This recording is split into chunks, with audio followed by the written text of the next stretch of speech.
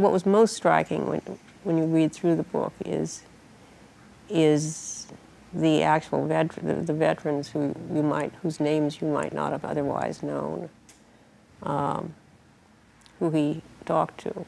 I mean, that was an extraordinary effort, and it was. He very much had the sense that he had to beat the clock with this book, because those people who had served in Vietnam, in Korea, were aging.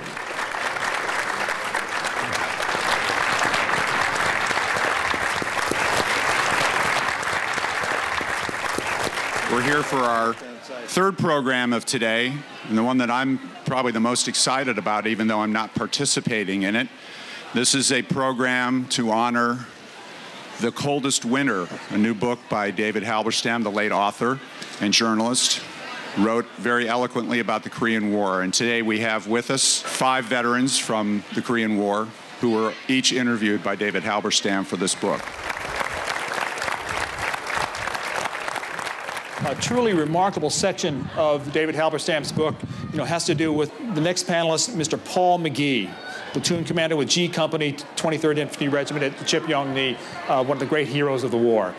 Paul McGee. The brothers McGee, Paul and Tom, agreed to re-up if they could choose their area, pick their unit, and serve together. The sergeant said that would be just fine.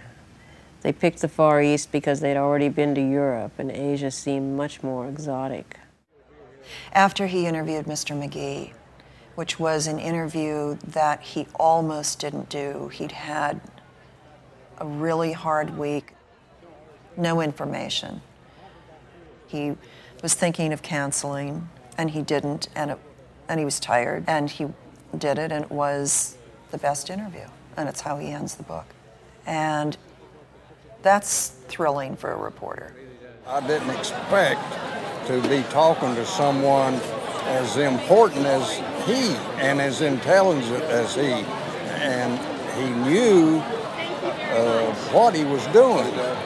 He was a real smart, intelligent man, but he approached me as being a reasonable, soft-spoken, down in my grade of thinking and talking, and just a fine, ordinary fellow. He didn't appear to be no famous author. He seemed to be very interested in it. Said it was just unbelievable, the story that he had read about me and the battle that I had fought there at Chipyong-ni. I had fought the Germans in Europe, and it was altogether a different type of war. Well, the terrain was altogether different, so rugged and mountainous, and extremely hard to climb those mountains and fight at the same time. And the type of people that we were fighting didn't seem to care anything about life. They would just come charging at you, and the only way to stop them was to kill them. And numbers they had people that so many that you was going to run out of ammunition before you'd run out of enemy. It was very important, again, to get the stories of these men right. And he would go back again and again and again to see them and to talk to them to get it right, because it is the only time their story is being told.